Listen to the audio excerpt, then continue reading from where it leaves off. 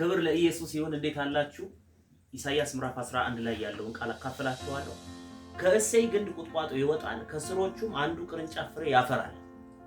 የእግዚአብሔር መንፈስ፣ የጥበብና የማስተዋል መንፈስ፣ የምክርና የኃይል መንፈስ፣ የእውቀትና እግዚአብሔርን የመፍራት መንፈስ ያርፍበታል።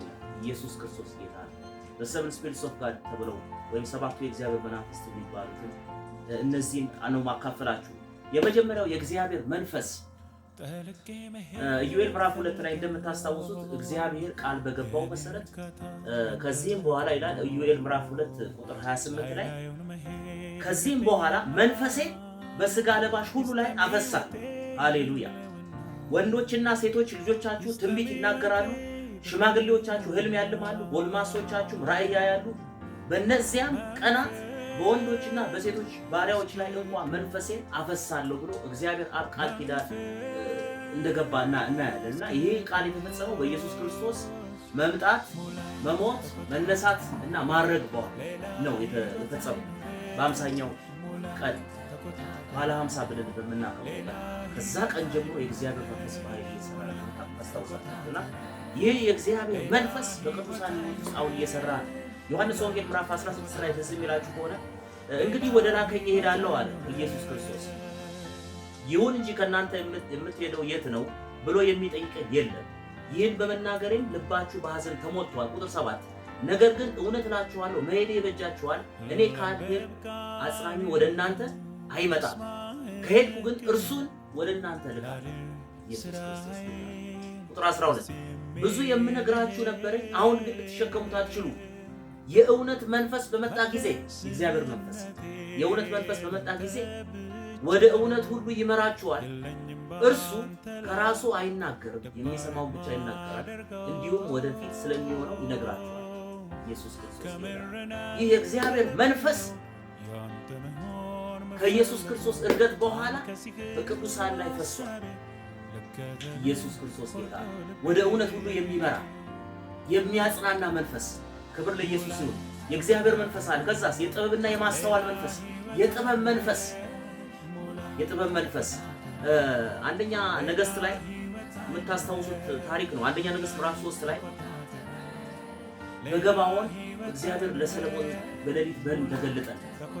ምዕራፍ 3 ቁጥር 5 እንድሰጥህ የምትፈልገውን ሁሉ ለምን፣ ባዶ ቼክ ሰጠው ማለት እንድሰጥህ የምትፈልገውን ሁሉ ለምን። ይሄ ቢሰጠን ምን እንደምንጽፍ እንግዲህ እናንተ በየቤታችሁ መልሱ። ሰለሞን ግን የመለሰውን ተመልከቱ።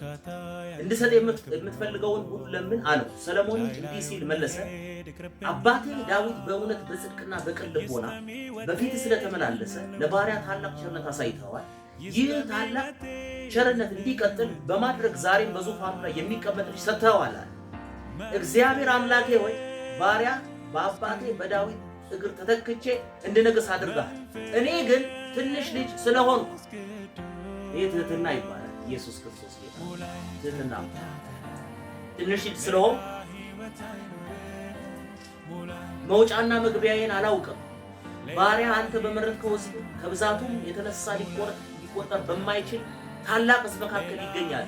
ስለዚህ መልካሙንና ክፉን በመለየት ሕዝብን ማስተዳደር እንዲችል ለባሪያ አስተዋይ ልብ ስጠው፣ አለዚያማ ይህን ታላቅ ሕዝብን ማን ሊያስተዳድር ይችላል ብሎ ጠየቀ። የሚገርም ጥያቄ። ሰለሞን ማስተዋል ስጠኝ ጠየቀ። ዛሬ ስንቶቻችንን ማስተዋል ስጠኝ የምንለው? ስንት ነገር ነው ስጠኝ የምንለው። ማስተዋል ስጠኝ የሚል ስንት ነው? ጥበብ ስጠኝ የሚል ሰው ስንት ነው? በኢየሱስ ክርስቶስም ለእኔም ለእናንተም ይሄ ጥበብ ማስተዋል በኢየሱስ እንዲሰጥ የጥበብ መንፈስ የማስተዋል መንፈስ በኢየሱስ ክርስቶስም ይረፍብን። የጥበብ መንፈስ የማስተዋል መንፈስ ኢየሱስ ክርስቶስ እንደምታስታውሱት ሉቃስ ወንጌል ምዕራፍ 2 ላይ አስተዳደጉን ሉቃስ ተርኮልናል። በጥበብ እያደገ ይላል፣ በቁመት በሞገስ በሰውና በእግዚአብሔር ፊት ይላል። ኢየሱስ ክርስቶስ ጌታ ዛሬ በጥበብ ማደግ ይሁን። የጥበብ መንፈስ እንዲመጣ የማስተዋል መንፈስ እንዲመጣ በኢየሱስ ክርስቶስ እንጸልያለን። ለእኔም ለእናንተም በዚህ ዘመን ያለ ጥበብ ስንኖር ያለ ማስተዋል ስንኖር ብዙ ተጎዳን። መጎዳታችን እንዲያቆም የጥበብ መንፈስ ያስፈልገናል። የሞኝነት ጉዟችን እንዲያቆም የማስተዋል መንፈስ ማስተዋል ያስፈልጋል ወዳጆች። ኢየሱስ ክርስቶስ ጌታ። አያችሁ ማስተዋል ጥበብ። ሃሌሉያ። የምክር መንፈስ መካሪ እንደሌለው አይደለም፣ የምክር መንፈስ አለ። ብሉይ ኪዳን ላይ በጣም የሚገርመኝ የምክር መንፈስ ያለበት ሰው አኪጦፌል የሚባል ሰው ትዝ ይላችኋል። ለመጥፎ ተጠቀመበት እንጂ አኪጦፌል እላዩ ላይ የምክር መንፈስ ያለ ሰው። ዳዊት ሲጸልይ ልጁ ባሳደደው ጊዜ ሲጸልይ የጸለየው አንድ ጸሎት ነው። የአኪጦፌልን ምክር አፍርስልኝ ወደ ከንቱነት ለውጠው ብሎ ነው የጸለየው። አያችሁ ምክር ኃይለኛ ነው። የአኪጦፌል ምክር በዛ ወቅት ባይፈርስ ወደ ከንቱነት ባይቀየር ኖሮ ዳዊት ወደ ንግስናው አይመለስ ይሞት። የምክር መንፈስ ቀላል በኢየሱስ ክርስቶስ ስም የምክር መንፈስ ይምጣ። በጌታ በኢየሱስ ስም የምክር መንፈስ ተሞሉ። መካሪ እንደሌለው ሰዎች አይደለንም። የእግዚአብሔር መንፈስ አለ። ኢሳይያስ ምዕራፍ 9:6 ላይ በጣም የምወደው ቃል አለ። እነሆ ልጅ ትጸንሳለች፣ ወንድ ልጅ ትወልዳለች የሚለው ቃል ስለ ኢየሱስ ክርስቶስ ሲያወራ ድንቅ መካር ነው። ወንደርፉል ካውንስለር ይላል። ዳት ወንደርፉል ካውንስለር እላዩ ላይ የምክር መንፈስ ነው።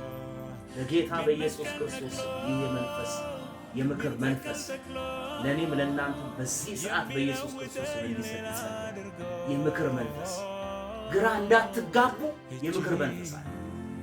ግራ እንዳንጋባ የምክር መንፈስ አለ። የሚመክርህ ኢየሱስ ክርስቶስ ጌታ። በሐዋርያት ዘመን ምዕራፍ 6 ላይ የተፈጠረውን ታሪክ ታስታውሳላችሁ። ዲያቆናት መካከል የተፈጠረውን ችግር ሐዋርያት የምክር መንፈስ ላያቸው ላይ ስለነበረ ችግሩን ለዩት። እኛ ለቃሉና ለጸሎት እንተጋለን፣ ይሄው እነዚህ ሰዎች መርጠናል፣ እነሱ ያስተዳድሩ። ይሄ ትልቅ ምክር ነው። አያችሁ ሰይጣን ያመጣውን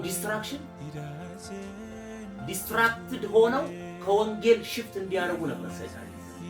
ግን የምክር መንፈስ ላያቸው ቅርጽ የሚሰጥ ነገሮችን ቅርጽ።